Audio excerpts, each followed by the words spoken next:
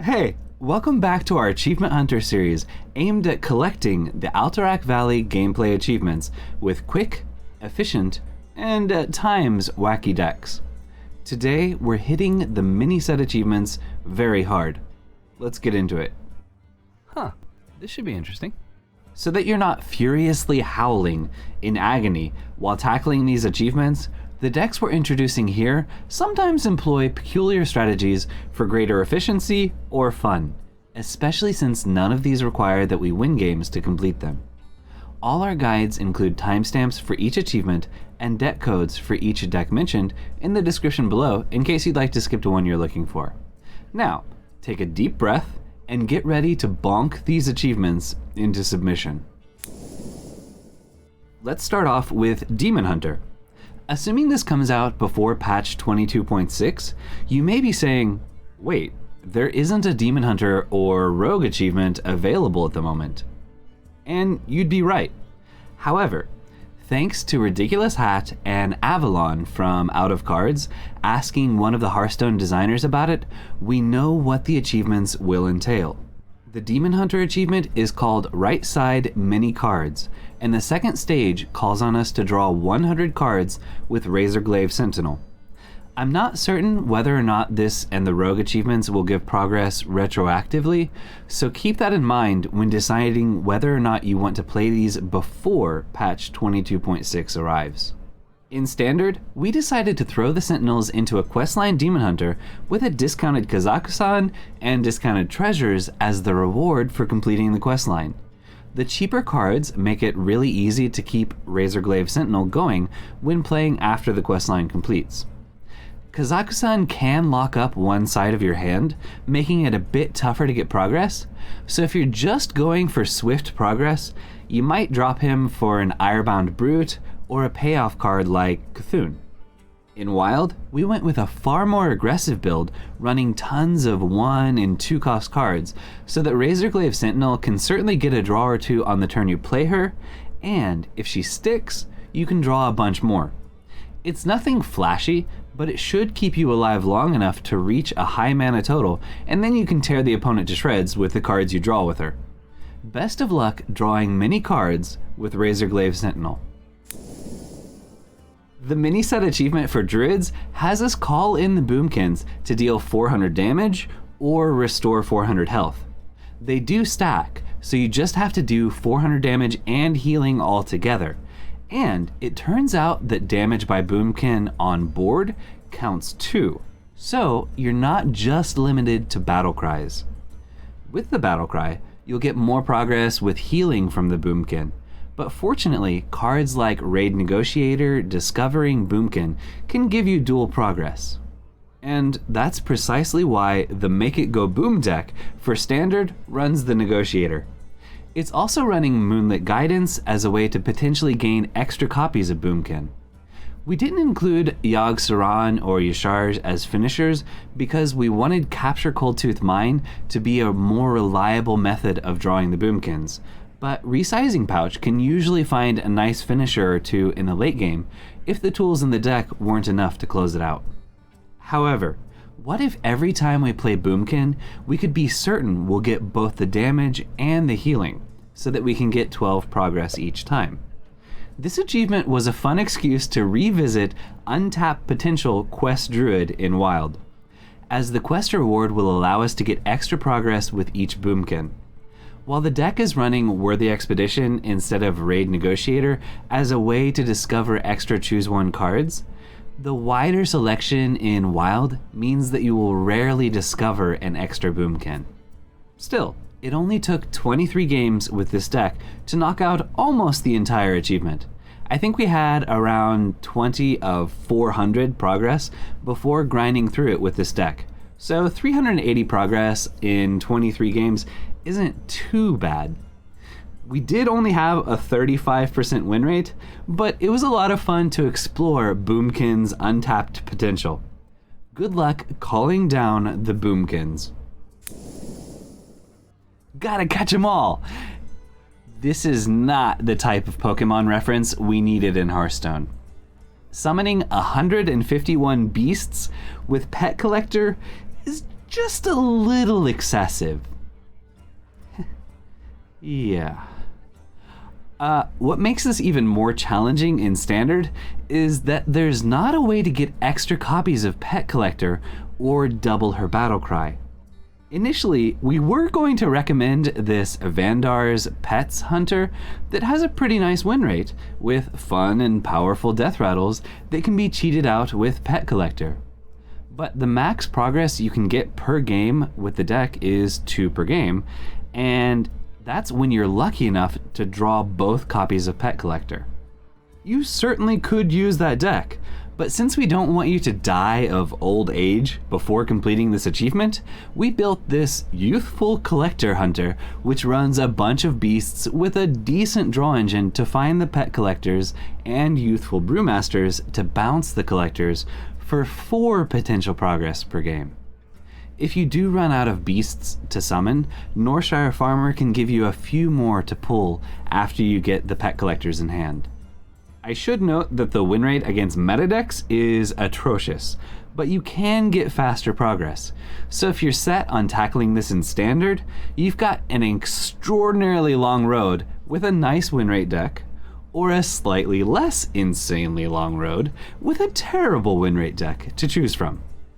It's not great, but it's slightly faster than collecting all 151 Pokemon in the original game, I think.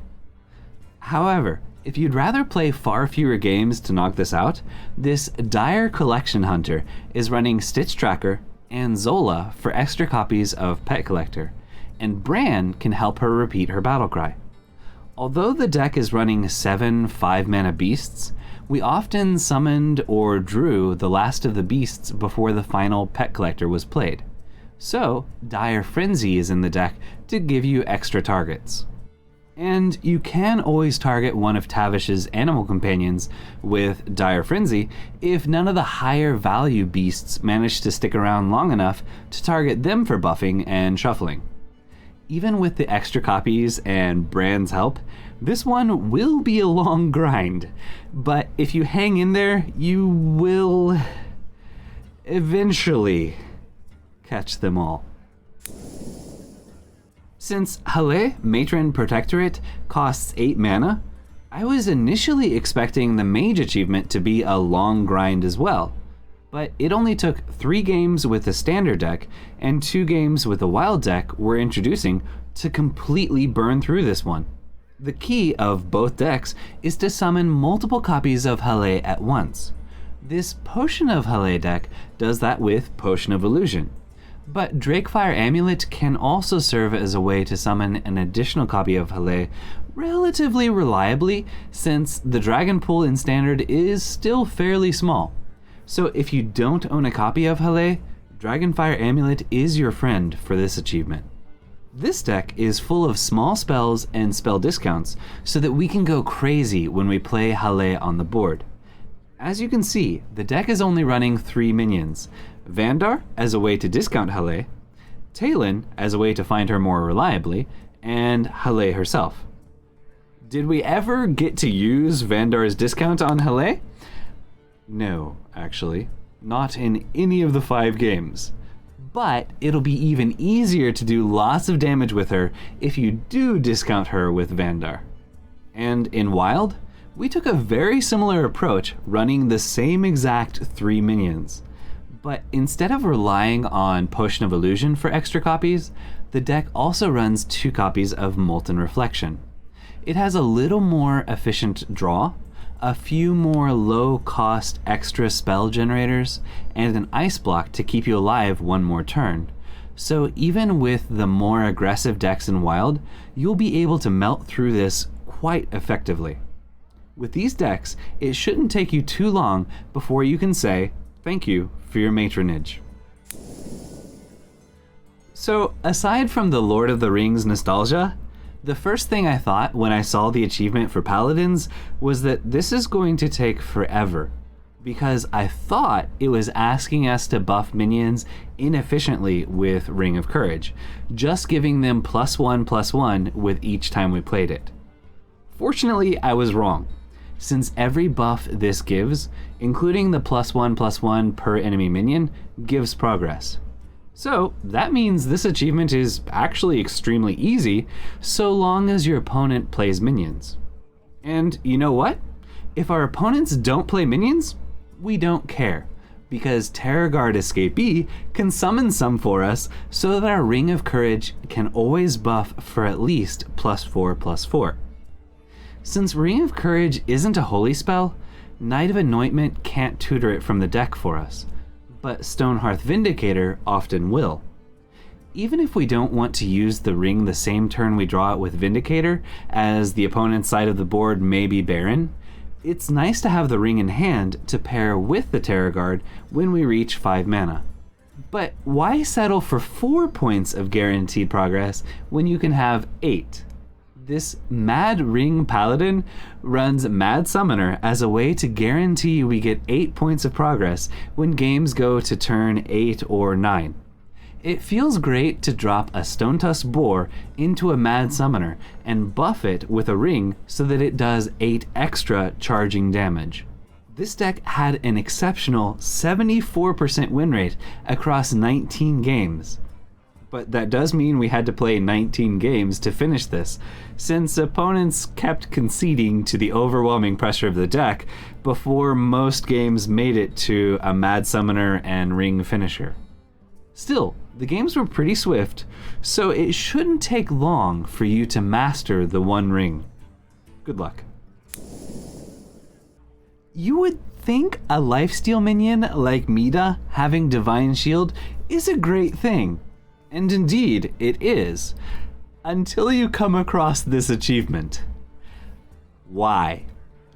Why did they make this require killing off and resummoning the same Mida 6 times into an achievement? Even with tutors and combos built into your deck to kill off your own Mida, most opponents aren't willing to stick around long enough to let you do it if you've stabilized outside their lethal range. But you do only have to do it once, so with just the right draws and decks like the ones we're introducing, it is possible. The standard deck we're introducing has no holy spells, so once you've drawn and killed off Mida, the Spirit Guides will pull her holy spell fragment from the deck and resummon her to the board with their death rattles. There are only 6 minions in the deck, so the Insights and Horns of Wrathion can pull her from the deck fairly reliably. And if you hit Talon instead, he'll pull Mida for you. Elic Mount can encourage your opponent to hit your Mida, and alongside Power Word Feast, it enables cards like Shadow Word Death and Ruin to kill her when she's being ignored. And sometimes Hysteria can move things along. So, does that mean you'll knock this out quickly? If you're lucky? Another direction you can go is to include Mida as the top end to a hyper-aggressive deck, such as Shadow Priest in Wild. Although Mida shuffles a Holy Fragment into your deck, she fits right into a Dark Bishop Benedictus deck as recovery and a late-game finisher against slower decks. In this particular deck, counterintuitively, you prefer to get an extra copy of Thrive in the Shadows from Shadow Visions, so that you have one more reliable tutor for Mida's fragment after it's been shuffled into your deck. The animated broomstick can help you knock off Mida's Divine Shield for easier removal, and your Defias Lepers can be turned on Mida to help kill her off in a pinch. But you will have to slow down the pressure from your deck if you don't want opponents to concede before you even get to play the first copy of Mida, as turn 4 lethals are entirely possible with the right draws. This achievement is an absurd challenge however you come at it, but eventually you'll face an opponent patient enough to sit back, wear shades, and let you pull Mida's fragment from the deck 6 times. Now, on to the other achievement, which doesn't exist in the game yet, at least at the time of writing the script for this. While Minty Fresh shared the name for the Demon Hunter achievement, All we got for Rogue was an exclamation mark. So perhaps the name was still a work in progress? Whatever the case, we know that the final goal of the achievement is to summon a legendary 10-cost minion with SI7 Smuggler. While the Rogue questline isn't required for this achievement, if you're playing enough SI7 cards to summon 10 drops with Smuggler, it's definitely worth running if you have it. This Smuggler's Quest Rogue has almost all the SI7 cards in it alongside Shadowstep and Tenwu to bounce the Smugglers. But it's also running Potion of Illusion as a way to get additional Smugglers and the high-value 1/1 minions back in hand, which we summoned with her. A 1-mana Troublemaker and a 1-mana Yogg Saron are pretty nice to get in hand. I was initially concerned that we might get the 12 and 13 drop minions available in Standard if we played too many SI7 cards or bounced her a bunch, but Smuggler seems to max out at 10 cost minions. And since 5 of the 9 10 drops in Standard are legendaries, it shouldn't take more than a game or two to pull this off. In Wild, the deck we're recommending is essentially the same, but it's running Togwaggle Scheme instead of Potion of Illusion, and a Raiding Party in place of one of the Shrouds of Concealment. Even with 11 drops available in Wild, you can still drop 20 Smugglers in a game, and you'll still get 10 mana minions. And since 23 of the 34 10 mana minions in Wild are legendaries, there's an even higher chance of knocking this out each time you play Smuggler after 9 other SI7 cards. Best of luck smuggling legendaries onto the board. Next up, the achievement for Shamans is to ensure 10 damage from a Don't Stand in the Fire all goes into a single minion. Since Don't Stand in the Fire only hits enemy minions, and you need 10 damage to hit one high health enemy minion, this isn't likely to happen without quite a bit of setup on our part. One thing we didn't test is whether 2 copies of Don't Stand or a repeated effect hitting the same minion when part of the first spell hit the other minions counts or not. If you can confirm one way or another, please let us know in the comments below. So, in order to ensure our opponent has a minion with 10 or more health, and all the damage from Don't Stand goes into it, we decided to donate Magtheridon to the opponent. Against opponents not running transform effects, it is possible to play Magtheridon a turn before waking him up, effectively clearing the board of all other minions, and having Silas send him over to the opponent. However, Perpetual Flame into Silas into Don't Stand in the Fire still costs 14 mana, so you'll need Lightning Bloom or discounts from Auction House Gavel to play them together. With the Shaman questline reward doubling Lightning Bloom's effect and a couple discounts from the Gavels, it is entirely possible to play Magtheridon, Perpetual Flame, Silas, and Don't Stand in the Fire all together, which is why we settled on this build of the deck. Of course, it is possible to help the opponent get a 10 health or higher minion without donating one to them. That's the method we took with this Fire Roasted Frogs deck in Wild. It uses a Drekthar Spirit of the Frog draw engine from Overload Shaman to cycle through the deck very quickly and find Cryostasis and Totemic Reflection as buffs to drop on the opponent's minion. If you don't have Cryostasis, you can use Earthen Might, but since Cryostasis freezes the minion, it's possible to buff a minion you're planning to burn away with Don't Stand in the Fire a turn before taking it down. And that means you can use the rest of the burn in the deck to knock out all the other minions from the opponent's side of the board, so that all the damage goes into the one you buffed. It's still a challenge to set up, and you'll probably want to save your Lightning Blooms to have enough mana to play everything out on the turn you go in for the kill. But when they're frozen in place, you can make sure that your opponent's minion does stand in the fire. Good luck. Warlocks have become very accustomed to using Fatigue to damage opponents, But with Curse of Agony, there are even more creative ways to force fatigue damage on the opponent. And for more dots, we need to make them take 180 fatigue damage with Curses of Agony. Our initial plan for taking this down in Standard was to have Tamsin and Educated Elix as the only minions in our deck alongside Kazakusan, so we could tutor them out with Free Admission and Dark Portals to get lots of extra copies of Curse of Agony to shuffle.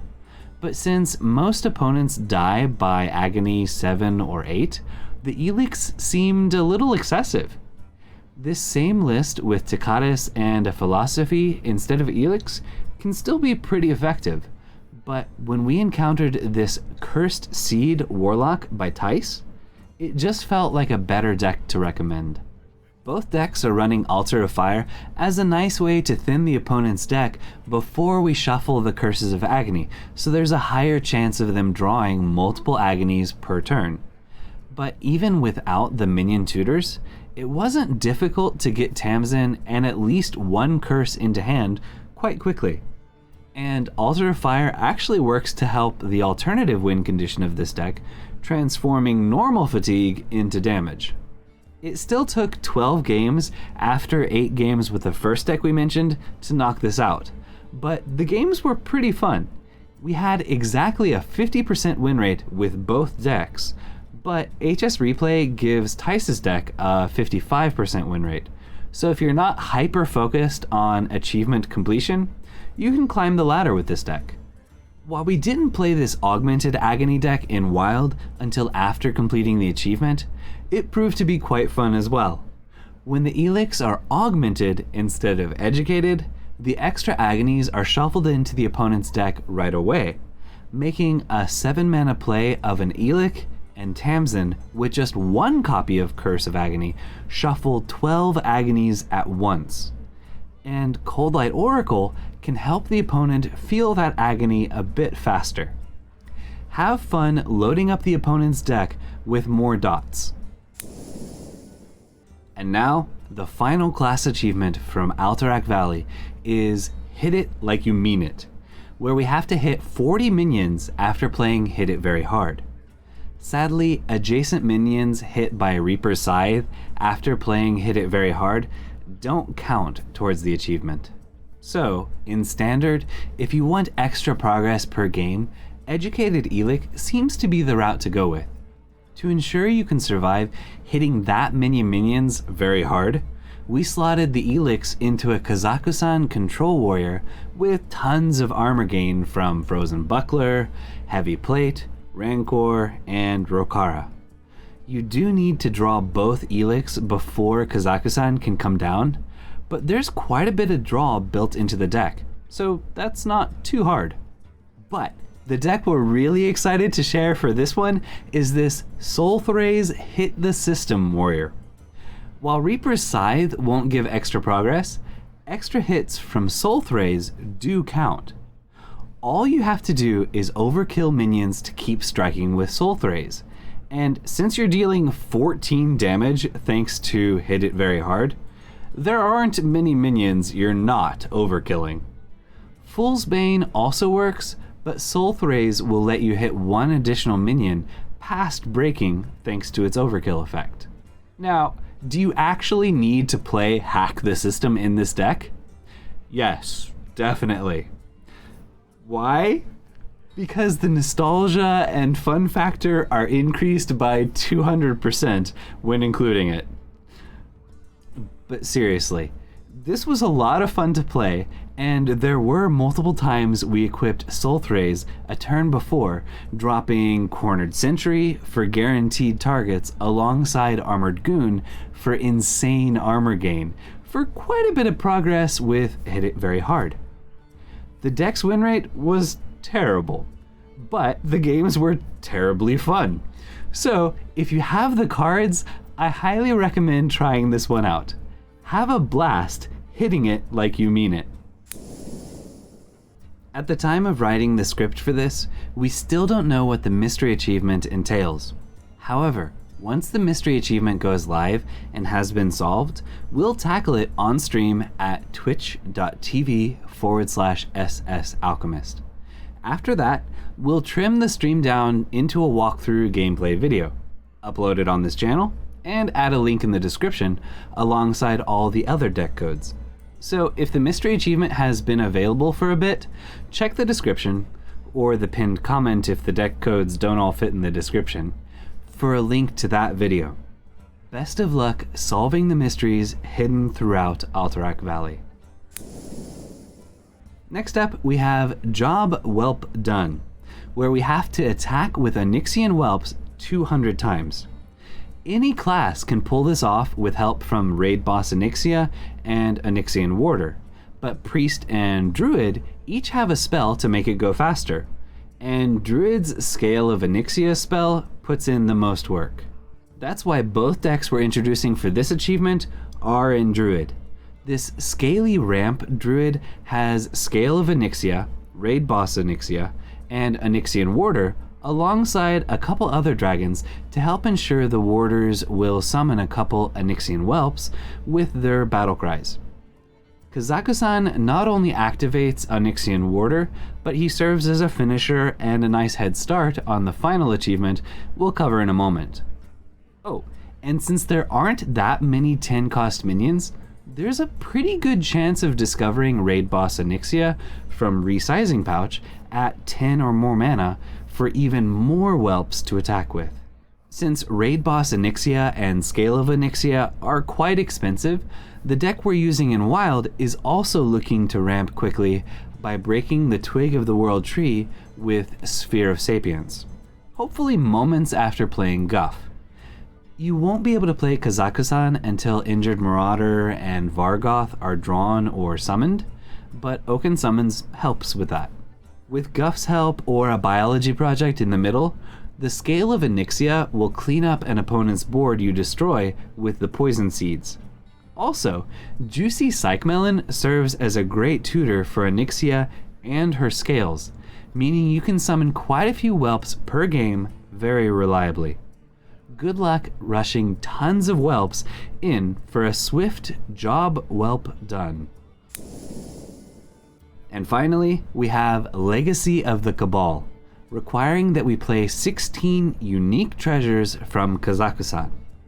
Since there are 30 treasures possible, including Kel Dalar coming together, and you get to choose 5 each time you play him, it shouldn't take too many games of playing Kazaku-san to knock this out. Just as Druid is exceptional at summoning whelps, they're also amazing at ramping to play out Kazaku-san. If you're looking for Druid decks to do just that, check out the decks covered a moment ago. The decks we're introducing here are fun alternatives which can still get Kazaku-san out early, but have other upsides as well. First off, let me say that if you don't have Kazaku-san, since the dragon pool in Standard is fairly limited, Draconic Studies is a semi-reliable way to discover him. But in this deck, Draconic Studies doesn't just get you an extra copy, it can stack its discount with Insight for a turn 5 or even occasionally a turn 4 Kazaku-san. And if you're looking to play more than one Kazaku-san per game, Raise Dead can sometimes bring him back, assuming the whelps, Lightmaul Netherdrake, or minions from Kazaku-san's treasures don't block him out. In Wild, the Druid deck we introduced during the last section is a great option. However, we had to take the opportunity to introduce this Prismatic Dragons Paladin, because the joy of high rolling into playing a 1-mana Kazaku-san or Onyxia on turn 4 or 5 thanks to Prismatic Lens is just too great not to share. If you're unlucky enough to draw Kazaku-san before Prismatic Lens, the rest of the deck can usually buy you just enough time to play him and one of the treasures, which will hopefully be strong enough to stabilize for a couple more treasures to overwhelm the opponent. It's a hit or miss deck, but the high rolls are a blast, and you can play out quite a few treasures very quickly with this one. Have fun exploring the legacy of the Kabal. And that's a wrap. If you found this helpful, drop a like. Your keen reflexes hitting the like button can give the YouTube algorithm a shoulder check, ensuring that this video isn't hidden behind a smokescreen from others looking to smuggle these achievements into their collection. This was the last of the achievement guides for Fractured in Alterac Valley, but there are a few more videos on the horizon, so be sure to check back or subscribe so that YouTube can blow the horn to let you know when they arrive. As mentioned, we do have a couple videos on the horizon, but I'm not 100% certain we'll be continuing this series for the next set. I'd like to, but as I mentioned in a video a couple weeks ago, we're looking to focus our time towards more productive endeavors. So let's propose a challenge. If one or more of our achievement guides from Alterac Valley, all linked in the description below, reaches over 10k views and 300 likes by the time the next expansion arrives, we will continue this series for whatever the next expansion is. If you'd like to see our guides this spring and summer, spread the word. And as always, if you have any questions or suggestions, let me know in the comments. Also, if you enjoy participating in Experiments Live, check out our stream at twitch.tv/SSAlchemist. We currently stream on Sundays. And remember, you're awesome. Thank you for watching and have an awesome day. Raise your voice for Alterac. Just remember, never fall back. Never fall